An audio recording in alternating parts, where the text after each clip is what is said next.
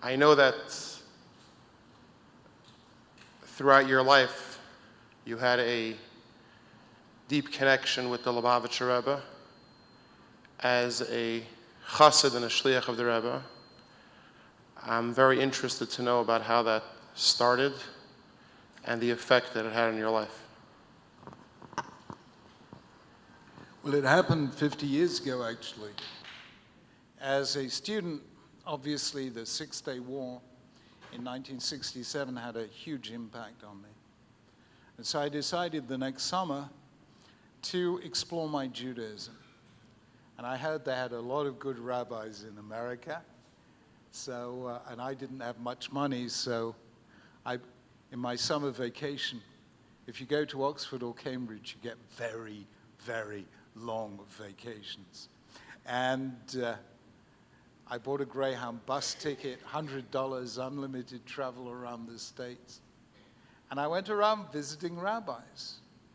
And wherever I went, people kept mentioning one rabbi in particular, Rabbi Menachem Mendel Schneerson, the Lubavitcher Rebbe. So I made inquiries, how do you find the Rebbe? And they said, well, you go to Brooklyn to 770 Eastern Parkway. So I caught a subway to wherever it was, and I walked into 770 Eastern Parkway, and I said, as a 20-year-old student, with my 20-year-old student chutzpah, I have just traveled 3,000 miles to meet the Lubavitcher Rebbe. Could I have an appointment, please? The Hasidim fell around laughing. They said, do you know how many hundreds and thousands of people are waiting to see the Rebbe? Come back next year, or better still, 5 years' time. Whatever it is, forget it. So I said, well, look, I don't know where I'm going. I'm going traveling around America. I don't know where I'll be. But I do know that I will at some stage be in Los Angeles because my aunt lives there. And this is her phone number. And if you find that the Rebbe can see me for a few minutes, please phone my aunt. Well, the weeks passed. I finally reached Los Angeles. And one Sunday night, the phone went. And it was somebody from 770 saying the Rebbe can see you on Thursday. Now, I didn't have any money, so the only way to get from Los Angeles to New York that was available to me was to go non-stop by Greyhound bus from Los Angeles to 770 Eastern Parkway. I do not recommend this as the best way to travel across America, but that's what I did. And eventually that night, Thursday night, I went in to have a yechidus with the Rebbe. I asked the Rebbe all those philosophical questions that you ask when you're a student and that I had asked all the other rabbis, and he answered them. And then he did something that none of the other rabbis did. He did a role reversal. He started asking me questions. How many Jewish students are there at Cambridge University? 1,000. How many come ever to the Jewish Society? 100. What are you doing about it? Well, nothing. I mean, what, who, me?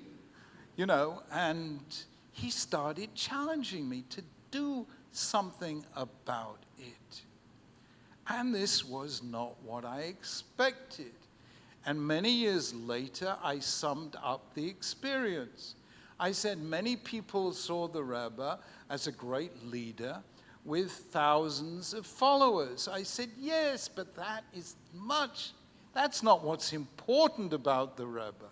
I said a good leader creates followers, but a great leader creates leaders. And that's what the Rebbe did to me as to so many others. He took this 20-year-old student who never thought of any leadership role of any kind or any role within the Jewish community of any kind. I was not studying Jewish studies or religious studies. I was studying economics and I was studying philosophy, and I did not want to be a leader. But when a guy like the Rebbe says, no, there you are, 90% of those kids are being lost, do something about it, and I couldn't really ignore that. So I have to say that much in my life was due to that meeting with the Rebbe. Without it, I wouldn't have become a rabbi or a chief rabbi.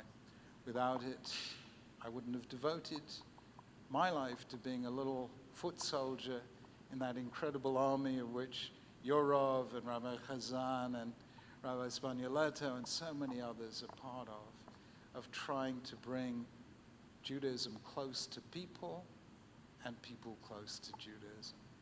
And that is how the Rebbe changed my life.